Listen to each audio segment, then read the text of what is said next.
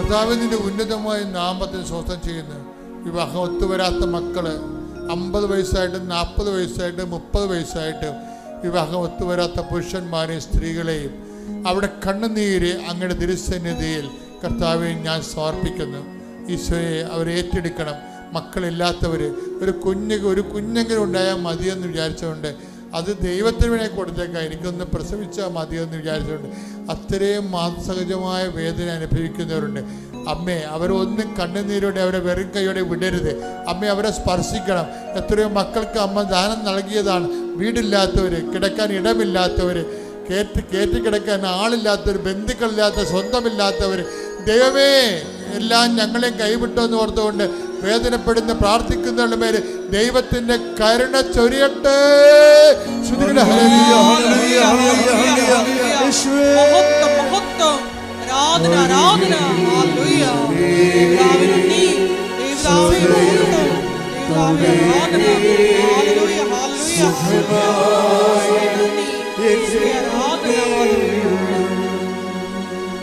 ഓരോ റിസൾട്ടുകൾ പ്രതീക്ഷിക്കുന്നവരുണ്ട്, ഓരോ പരീക്ഷാ ഫലങ്ങൾ പ്രതീക്ഷിക്കുന്നവരുണ്ട്, ഓരോ തരത്തിലുള്ള ഇൻ്റർവ്യൂവിൻ്റെ ടെസ്റ്റുകൾ പരീക്ഷിക്കുന്നവരുണ്ട്, ഓരോ നല്ല കാര്യങ്ങൾ കണ്ണുനീരോടെ പ്രതീക്ഷിക്കുന്ന ആ ഒറ്റ ആശ്രയത്തിൽ മാത്രം അവർ അവലംബം വെച്ച് നിൽക്കുകയാണ്.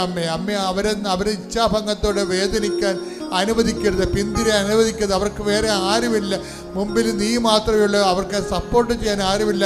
അങ്ങനെയുള്ള ഒരു അവസാനത്തെ അവസ്ഥയിൽ കർത്താവ് വിഷമിക്കുന്നവരുടെ മേൽ ദൈവത്തിൻ്റെ കാരുണ്യം കൃപാസനം ആൾത്താരെ പ്രത്യക്ഷപ്പെട്ട പരിശുദ്ധ അമ്മയുടെ മധ്യസ്ഥത്തില് യേശു നാമത്തില് നിന്റെ കണ്ണുനീരുകള്, നിന്റെ പ്രാർത്ഥനകള് ദൈവത്തിന്റെ നാമത്തില് ഉത്തരങ്ങൾ ലഭിക്കുന്നവന് പ്രാർത്ഥിക്കുന്നു. ശ്രുതികട്ടെ ഹല്ലേലൂയ.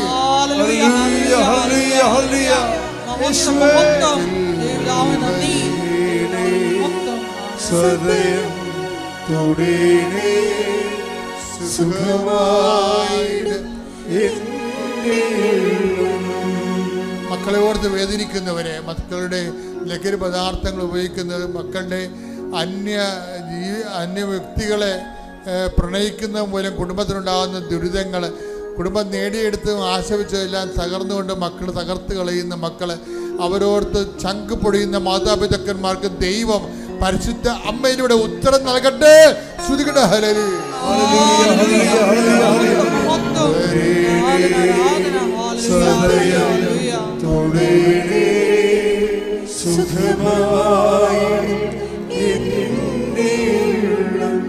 കർത്താവേ, വിസ ലഭിക്കാത്തവരും ലഭിച്ച വിസ പുതുക്കി കിട്ടാതെ വേദനിക്കുന്നവരും വീടും സ്ഥലവും പണയം വെച്ച് പോയിട്ട് അവർക്ക് അവസാനം ഓരോരുത്തരും എത്താതെ തിരികെ പോരാൻ പോകുമ്പോൾ നാട്ടിൽ വന്ന കടം കയറി മുടിയുമ്പോൾ ഞങ്ങൾ എന്ത് ചെയ്യുന്നു വെച്ചാൽ അങ്കലാക്കപ്പെടുന്നവരെല്ലാം കർത്താവിൻ്റെ കരുണ കൃപാസ്ഥാനത്താറ് ജീവനോടെ പ്രത്യക്ഷപ്പെട്ട പരിശുദ്ധ അമ്മയുടെ മാധ്യസ്ഥ നിങ്ങൾക്ക് തുണയാകുകയും നാളെ നിങ്ങൾ ദൈവത്തിൻ്റെ മുമ്പിൽ കൃപാസ്ഥാനത്താറെ സാക്ഷിയായി ദൈവം നിങ്ങളെ ഉയർത്തുകയും ചെയ്യട്ടെ. ശ്രുതികട്ടെ ഹല്ലേലൂയ. ആരാധന ആരാധന ഹല്ലേലൂയ ഹല്ലേലൂയ ആരാധന ദൈവമേ നന്ദി ദൈവമേ മഹത്വം ദൈവമേ ആരാധന ഹല്ലേലൂയ ഹല്ലേലൂയ ഹല്ലേലൂയ കർത്താവേ, ജീവിത പരാജയം, തൊഴിൽ പരാജയം, കാർഷിക വൃത്തി, മത്സ്യത്തൊഴിലാളി മേഖലകളിൽ ഉണ്ടായിട്ടുള്ള തകർച്ചകൾ, എല്ലാ മേഖലകളെയും കർത്താവേ അങ്ങ് ഏറ്റെടുക്കണമെന്ന് പ്രാർത്ഥിക്കുന്നു. എന്തിനെല്ലാം വേണ്ടി പ്രശ്നത്തിൽ ക്യാൻസർ വന്നിരിക്കുന്ന വ്യക്തിയെ കർത്താവ് ഈ നിമിഷം സുഖപ്പെടുത്തിക്കൊണ്ടിരിക്കുന്ന സന്ദേശം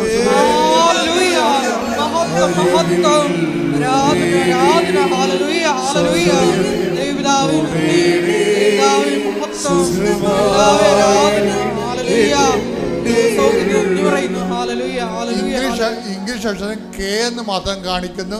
എനിക്ക് അതിൻ്റെ വിശദീകരണങ്ങളൊന്നും അറിയത്തില്ല.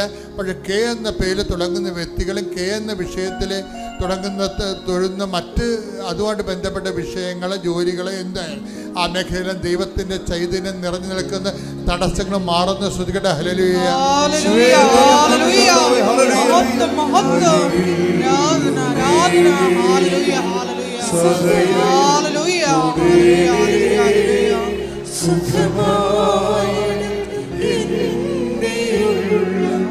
വെള്ളപ്പൊക്കിൻ്റെ അസുഖം, ഡിസ്ചാർജിൻ്റെ വ്യത്യസ്തങ്ങളായ ഡിസ്ചാർജിൻ്റെ അസുഖങ്ങൾ, ഓരോരോ ശരീരത്തിൻ്റെ രന്ധ്രങ്ങളിൽ നിന്നുണ്ടാകുന്ന ഡിസ്ചാർജുകൾ കർത്താവ് സുഖപ്പെടുന്നതായിട്ട് കാണിക്കുന്ന ശ്രുതികടെ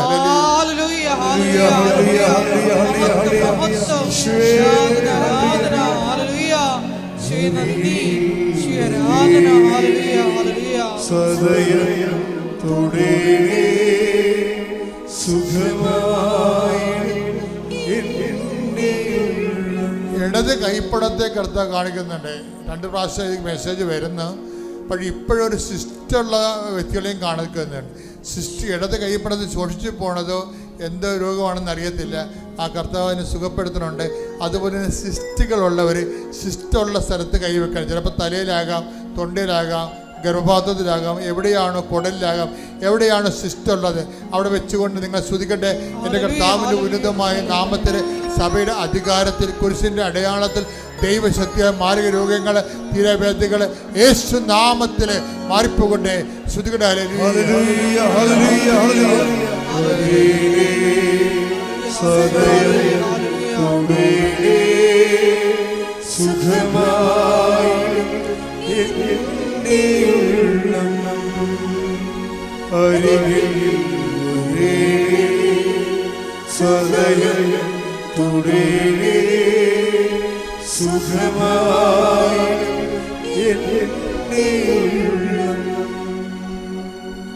മൗനമായി പ്രാർത്ഥിക്കേണ്ട സമയമാണ്. ഉള്ളുരുകി മൗനമായി പ്രാർത്ഥിക്കുക. എന്തിനു വേണ്ടിയാണ് നിങ്ങളിവിടെ വന്നത്? നിങ്ങൾ വന്നതല്ല, കർത്താവ് നിങ്ങളെ വരുത്തിയതാണ്. എന്നാൽ ദൈവം നിങ്ങളെ അനുഗ്രഹിക്കാൻ തീരുമാനിച്ചിരിക്കുന്നു. അതുകൊണ്ട് മൗനമായി ഉള്ളുരുകി പ്രാർത്ഥിക്കുക. അതിൻ്റെ മധ്യസ്ഥ ഈശോയോട് പ്രാർത്ഥിക്കുക.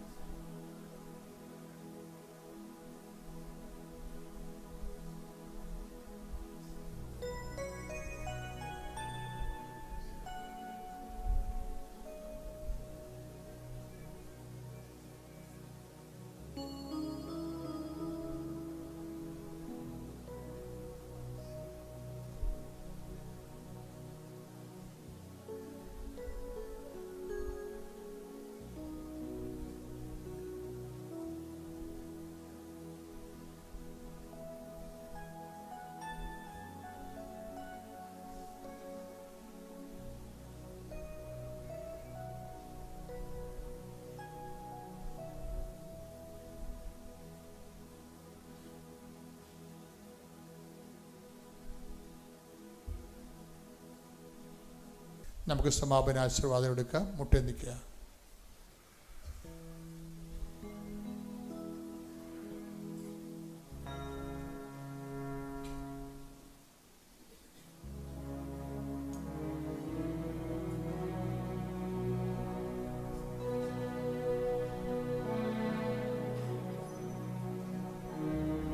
ശിരസ്സ് നമിച്ച് ദിവ്യകാരുണ്യനാഥന്റെ ആശീർവാദം സ്വീകരിക്കും.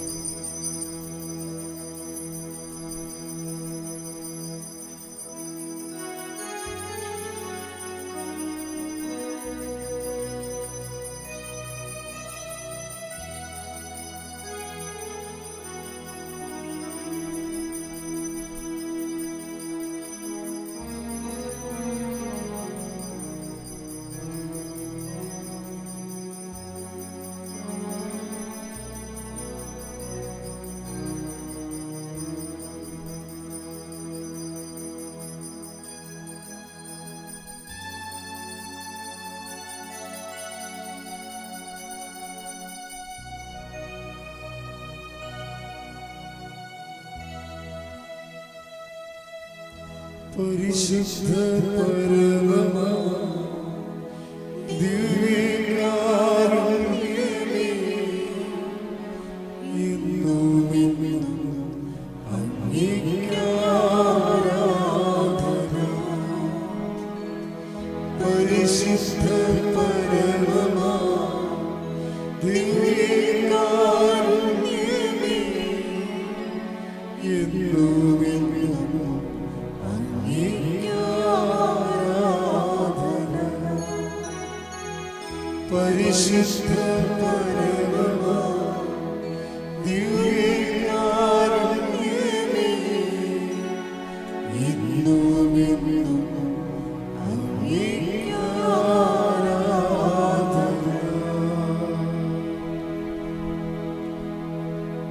ആവേ ആവേ ആവേ മരിയ, ആവേ ആവേ ആവേ മരിയ. എൻ്റെ പേര് സൗമ്യ. ഞാൻ ദുബായിൽ നിന്നാണ് വരുന്നത്. ഈ അൾത്താരയിൽ പരിശുദ്ധ അമ്മ പ്രത്യക്ഷപ്പെട്ട ഈ അൾത്താരയിൽ സാക്ഷിയായി നിൽക്കുവാൻ തമ്പുരാൻ തന്ന കൃപയെ ഓർത്ത് ദൈവത്തെ സ്തുതിക്കുന്നു. ഞാൻ 2022 ഒക്ടോബർ 9 ആദ്യമായിട്ട് ഉടമ്പടി എടുത്തത്. ഓൺലൈൻ ഉടമ്പടിയാണ് എടുത്തത്. അതിന് 2 മാസം മുമ്പ് തന്നെ ഞാൻ ഹോസ്പിറ്റലിൽ അഡ്മിറ്റായിരുന്നു. എനിക്ക് അതിഭയങ്കരമായ നടുവേദനയായിരുന്നു. എനിക്ക് മൂന്നാമത്തെ കുഞ്ഞുണ്ടായി. ഇതിന് ശേഷം എനിക്ക് കുഞ്ഞിനെ എടുക്കാനോ അവനെ ഓമനിക്കാനോ ഒന്ന് മുട്ടുകുത്തിയിക്കാനോ വണ്ടിയിൽ യാത്ര ചെയ്യാനോ ഒന്നും പറ്റില്ലായിരുന്നു. അങ്ങനെ അസുഖം ഭയങ്കരമായിട്ട് കൂടി. ഡോക്ടേഴ്സ് ഓപ്പറേഷനാണ് പറഞ്ഞിരുന്നത്, നടുവിന് സ്ക്രൂ ഇടണമെന്നൊക്കെ പറഞ്ഞു. പക്ഷേ ഞാനൊരു ICU നേഴ്സായിരുന്നു. അതുകൊണ്ട് തന്നെ എനിക്ക് ഭയങ്കര പേടിയായിരുന്നു ഒരു ഓപ്പറേഷനെ അഭിമുഖീകരിക്കാൻ. അതുകൊണ്ട് തന്നെ ഓപ്പറേഷൻ വേണ്ടെന്ന് പറഞ്ഞ് ആയുർവേദവും കൂടാലോപ്പതി അങ്ങനെയുള്ള ട്രീറ്റ്മെൻറ്റിന് വേണ്ടിയാണ് ഞാൻ ഹോസ്പിറ്റലിൽ അഡ്മിറ്റായത്. പക്ഷേ ആ ഹോസ്പിറ്റലിൽ അഡ്മിറ്റായപ്പോൾ അവിടെ ഒരു കുഞ്ഞ് അൾത്താര ഉണ്ടായിരുന്നു. അവിടെ നിന്ന് അച്ഛന്മാരൊക്കെ കുർബാന ഉണ്ടായിരുന്നു. അപ്പോൾ എനിക്ക് കുർബാനയിൽ പങ്കെടുക്കാൻ പറ്റി. കാരണം ഞാൻ 2014 തൊട്ട് കുർബാനയിലൊന്നും പങ്കെടുക്കത്തില്ലായിരുന്നു. ഡ്യൂട്ടിയാണ്, തിരക്കാണെന്നൊക്കെ പറഞ്ഞ് പോകുന്നൊരു വ്യക്തിയായിരുന്നു. പക്ഷേ അപ്പോൾ എനിക്ക് കുർബാനയുടെ മഹത്വം എനിക്ക് മനസ്സിലായി. ഞാൻ അവിടെ ആ കുഞ്ഞ് അൾത്താര ഇന്ന് പ്രാർത്ഥിച്ചിട്ടുണ്ട്. ഈശോ, എനിക്ക് കുഞ്ഞിനെ എടുക്കണമെന്ന് ഞാൻ പറയത്തില്ല, പക്ഷേ എനിക്ക് നിൻ്റെ സന്നിധിയിൽ മുട്ടുകുത്താനുള്ളൊരു കൃപ തരണേ എന്ന്. ഈശോ ആ പ്രാർത്ഥന കേട്ടു. ദുബായിൽ നിന്ന് തന്നെ ഒരു ചേച്ചി ഒരു കൃപാസന പത്രവുമായിട്ട് ആ ഹോസ്പിറ്റലുണ്ടായിരുന്നു. ആ ചേച്ചി എനിക്ക് ആ പത്രം തന്നിട്ട് ഞാൻ ആ പത്രം ഒന്നും മൈൻഡ് ചെയ്തില്ല. ബാഗിൽ ഇതുപോലെ ചുരുട്ടി കൂട്ടിയിട്ടു.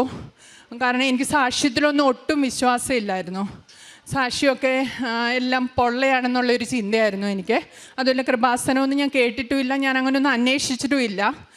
അപ്പം ആ പത്രമൊക്കെ ഞാൻ ഇട്ടിട്ട് ഫുള്ള് കഴുത്തിന് താഴെ പ്ലാസ്റ്ററൊക്കെ ഇട്ടിട്ടാണ് ഞാൻ വീട്ടിൽ വരുന്നത്. എന്നിട്ട് ഞാൻ ദുബായിൽ പോയത് തന്നെ വീൽ ചെയറിൽ പ്ലാസ്റ്ററൊക്കെ ഇട്ടിട്ട് വീൽ ചെയറിലാണ് ദുബായിലെത്തിയത്. പക്ഷേ അന്ന് ഫ്ലൈറ്റ് ആണെങ്കിൽ കൃത്യമായിട്ട് ദുബായിൽ ഇറങ്ങാൻ പോലും പറ്റിയില്ല. കാരണം ഞാൻ പരിശുദ്ധ അമ്മയുടെ പത്രം നാട്ടിയിട്ടിട്ടാണല്ലോ വന്നത്. അങ്ങനെ മസ്കറ്റിലൊക്കെ പോയി കുറേ നേരം കിടക്കേണ്ടതായിട്ടൊക്കെ വന്നു. അങ്ങനെ വീണ്ടും ദുബായിലെത്തി. പ്ലാസ്റ്റർ അഴിക്കണ ദിവസം എനിക്ക് പ്രസവ വേദനയേക്കാൾ അതികഠിനമായ വേദന. ഞാൻ ഓർത്തു എൻ്റെ ജീവിതം പോയി, ഞാനൊരു കിടക്കയിലായിപ്പോയെന്ന്. എൻ്റെ ഹസ്ബൻഡ് ഒത്തിരി പേടിച്ചു.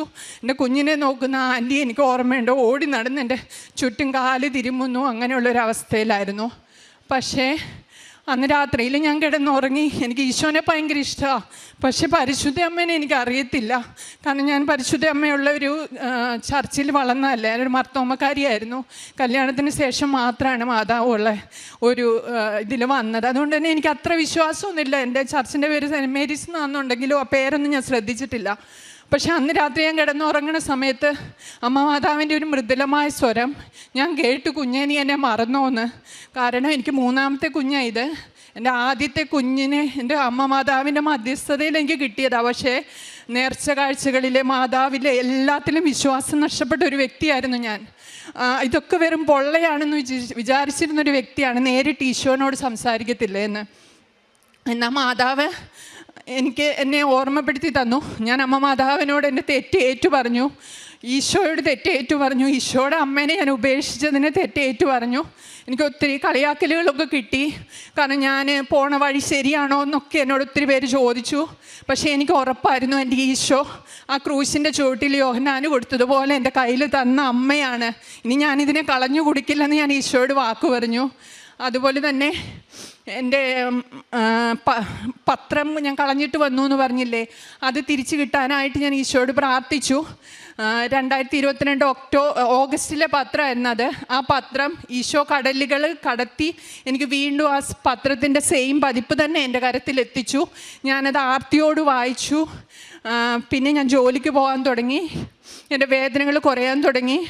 അങ്ങനെ നവംബർ 1 2022 നവംബർ 1 ഞാൻ ഉടമ്പടി സാക്ഷ്യം കേട്ടുകൊണ്ടിരിക്കുന്ന സമയത്ത്, ഉടമ്പടി ധ്യാനം കേട്ടുകൊണ്ടിരുന്ന സമയത്ത് അച്ഛൻ അൾത്താരയിൽ പറഞ്ഞു, ബെൽറ്റിട്ട് ഉടമ്പടി ധ്യാനം കൂടുന്ന ഒരു വ്യക്തിനെ ഈശോ സൗഖ്യമാക്കുന്നെന്ന്.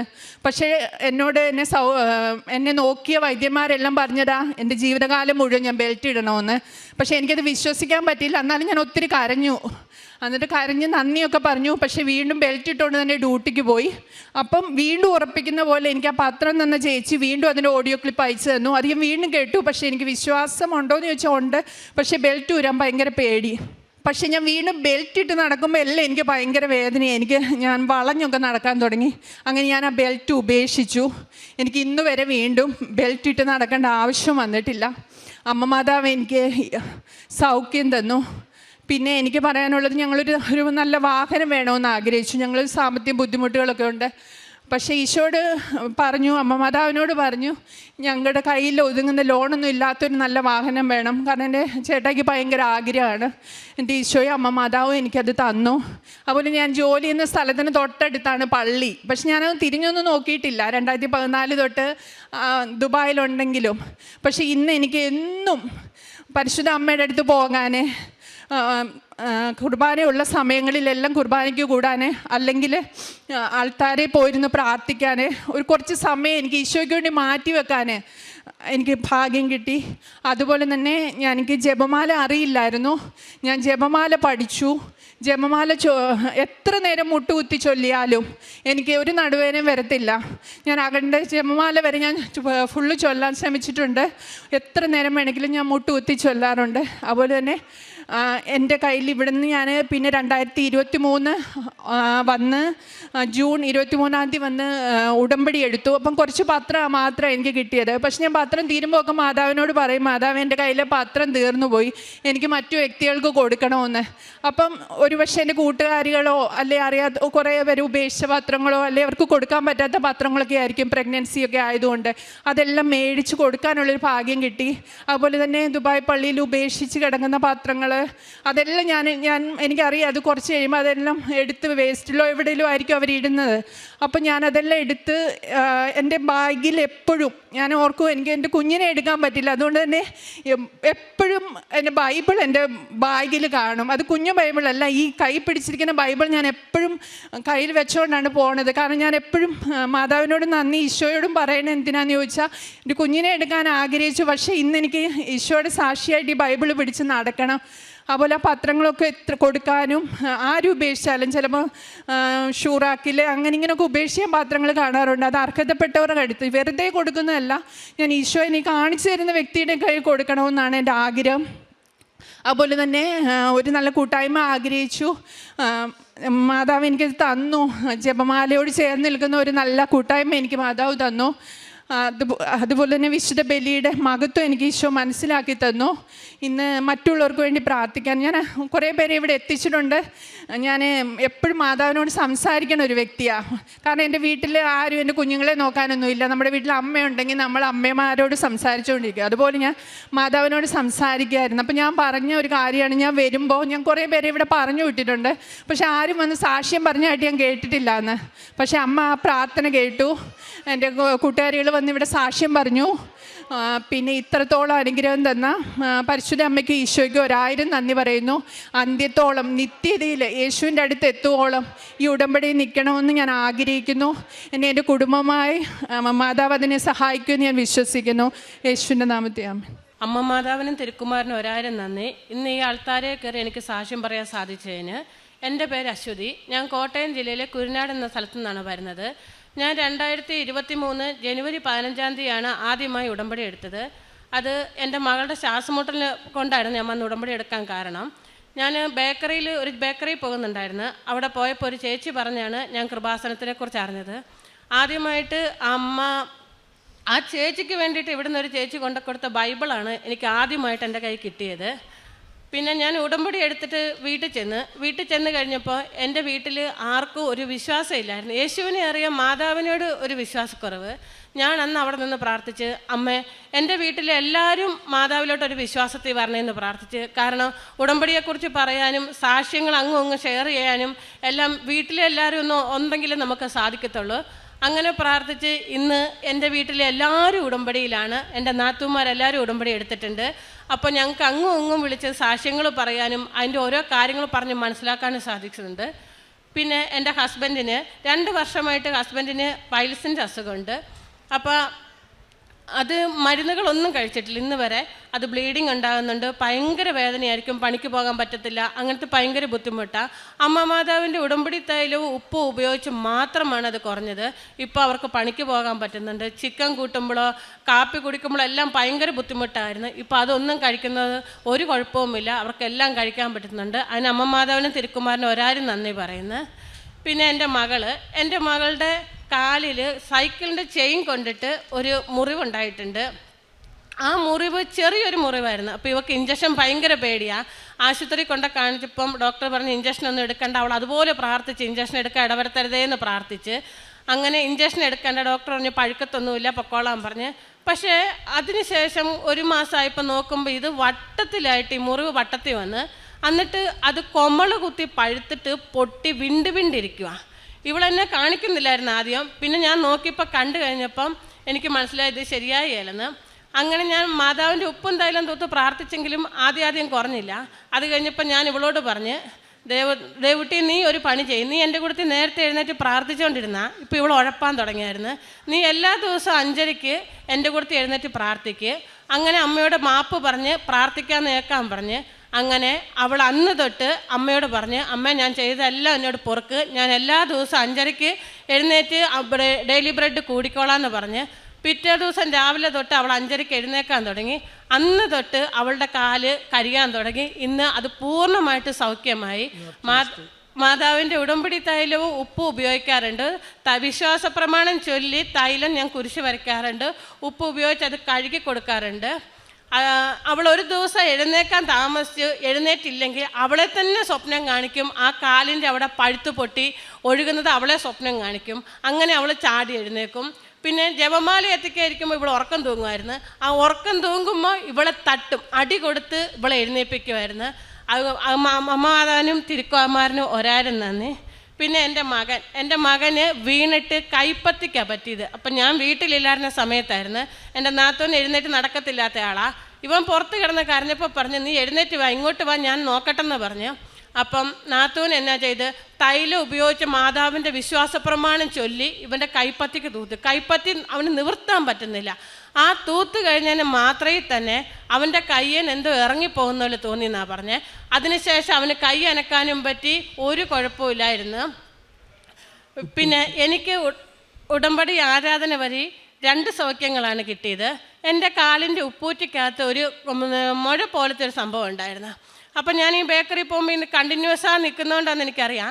അങ്ങനെ എനിക്ക് നടക്കാനൊന്നും പറ്റത്തില്ല. അടുക്കള പണി ചെയ്യാൻ 10 മിനിറ്റ് ചെയ്ത് കഴിഞ്ഞാൽ പിന്നെ ഞാൻ പോയിരിക്കണം. അങ്ങനെയായിട്ട് ഒരു ദിവസം അച്ഛൻ്റെ ആരാധനയിൽ അച്ഛൻ പറഞ്ഞ് കാലിൻ്റെ അടി നീരുള്ളവർക്ക് സൗഖ്യം കൊടുക്കണം എന്ന് പറഞ്ഞ് ഞാൻ ഈ ആരാധന കൂടി. പക്ഷേ എൻ്റെ വിശ്വാസം നീരല്ലല്ലോ എൻ്റെ കാലിൻ്റെ അടി. ഞാൻ പ്രാർത്ഥിച്ച്, അമ്മ ഇത് ആർക്കായാലും നീ സൗഖ്യം കൊടുക്കണം, എൻ്റെ അല്ലെന്നാണ് ഞാൻ വിചാരിച്ചത്. അപ്പം എന്നോട് നാത്തൂൻ ചോദിച്ചു, നീ ഇത് കൂടിയോ? ഞാൻ പറഞ്ഞു ഞാൻ കൂടി. നാത്തൂൻ കൂടി. ഇപ്പം നാത്തൂൻ എനിക്ക് വേണ്ടി പ്രാർത്ഥിച്ചായിരുന്നു. അന്നേരം ഞാൻ പറഞ്ഞു, ഇന്ന പോലെ കാലിൻ്റെ അടി നീരല്ലല്ലോ എനിക്കുള്ളതെന്ന്. അന്നേരം പറഞ്ഞ്, നീരെന്ന് പറഞ്ഞാലും ആ മുഴ തന്നെ അച്ഛൻ ഉദ്ദേശിച്ചത്, നീ അത് പ്രാർത്ഥിച്ചോളാൻ പറഞ്ഞ്. അങ്ങനെ ഇന്ന് എനിക്ക് എത്ര സമയം വേണേലും അടുക്കളയിൽ നിന്ന് പണിയെടുക്കാം, എനിക്കൊരു കുഴപ്പമില്ല. അത് മാറിക്കിട്ടി. ഞാൻ തൈലവും ഉപ്പും കാലെ പെട്ടുന്നുണ്ടായിരുന്നു. പിന്നെ എൻ്റെ വയറ് എനിക്ക് ഒരു പണിയും ചെയ്യാൻ പറ്റില്ല, പെട്ടെന്ന് വീർത്ത് വരും. എന്നിട്ട് രാത്രിയൊക്കെ ആകുമ്പോൾ നമുക്ക് കിടക്കാൻ പറ്റത്തില്ല, ശ്വാസം വിടാൻ പറ്റത്തില്ല, വീർത്ത് ഗർഭിണികളുടെ വയറ് പോലെ ഇങ്ങനെ ഇരിക്കുമായിരുന്നു. അതും ഇതുപോലെ ആരാധനയിൽ അച്ഛൻ പ്രാർത്ഥിച്ച് ഉദരസംബന്ധമായ രോഗങ്ങൾക്ക് വേണ്ടി പ്രാർത്ഥിക്കാൻ പറഞ്ഞപ്പോൾ ഞാൻ അങ്ങനെ കൈവച്ച് പ്രാർത്ഥിച്ചതിൻ്റെ ഫലമായിട്ട് അതും എനിക്ക് മാറിക്കിട്ടി. ഇപ്പോൾ ഒരു കുഴപ്പവും. പിന്നെ എനിക്കിവിടെ 2024 ജപമാല റാലിയിൽ വരാനായിട്ട് അത് ഞങ്ങൾ അവിടുന്ന് 3-4 പേര് കൂടി വണ്ടി വിളിച്ച് വരാൻ തീരുമാനിച്ച് വണ്ടിയെല്ലാം ബുക്ക് ചെയ്ത് കഴിഞ്ഞപ്പം അവർ പറഞ്ഞ് ഞങ്ങൾ വരുന്നില്ല, അത്രയും ദൂരം നടക്കാൻ അവർക്ക് സാധിക്കത്തില്ല.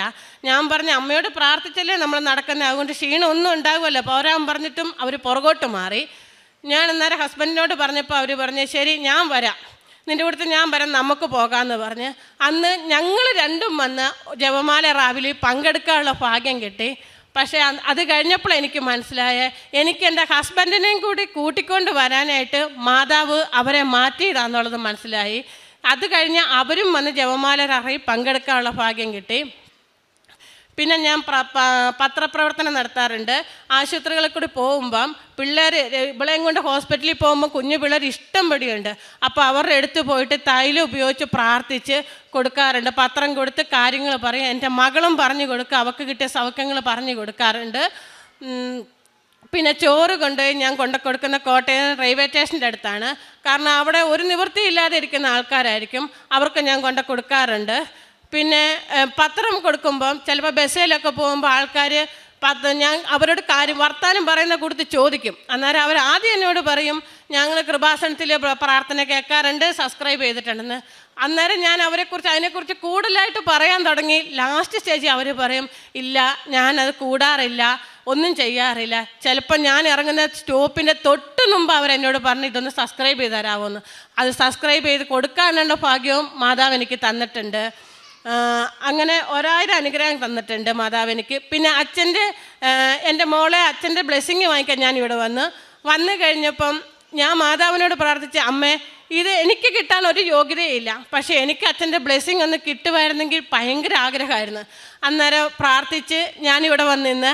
അപ്പോൾ ആ ചേച്ചി പറഞ്ഞു മോളുടെ കൂടത്തി ചേച്ചിയും കൂടെ മുട്ട് കുത്തിക്കോളാൻ പറഞ്ഞ് ഞാൻ വന്ന് മുട്ട് കുത്തി. ഫസ്റ്റ് അച്ഛൻ ബ്ലെസ് ചെയ്ത് എന്നെ ബ്ലെസ് ചെയ്തതിന് ശേഷമാണ് എൻ്റെ മോളെ അച്ഛൻ ബ്ലെസ് ചെയ്തത്. അമ്മ മാതാവിന് 1000 നന്ദി. എനിക്ക് ഒത്തിരി സന്തോഷമായി, കാരണം മാതാവ് എൻ്റെ പ്രാർത്ഥന കേൾക്കുന്നുണ്ടല്ലോ. പിന്നെ എനിക്ക് ഇത്രയും നേരം ഭയങ്കര ചുമയായിരുന്നു, മൂക്കടഞ്ഞിട്ട് എനിക്ക് പറ്റുന്നില്ലായിരുന്നു. ഞാൻ അമ്മയോട് പറഞ്ഞു ഇന്ന് ഇവിടെ അൾത്താരെ കയറി സാക്ഷ്യം പറയാനുള്ളത്. അമ്മ ഞാൻ ഇവിടെ കയറി നിൽക്കുമ്പോൾ എനിക്ക് യാതൊരു ബുദ്ധിമുട്ടുകളും ഉണ്ടാകരുത്, എനിക്ക് സാക്ഷ്യം പറയാനുള്ള കൃപ തരണേന്ന് പറഞ്ഞ് പ്രാർത്ഥിച്ച് ഇപ്പം എനിക്ക് ചുമയും ഇല്ല, എൻ്റെ മൂക്കടപ്പ് പൂർണ്ണമായിട്ടും മാറി, എനിക്ക് ഒരു കുഴപ്പവും ഇല്ല. അമ്മ മാതാവിനും തിരുക്കുമാരനും 1000 നന്ദി.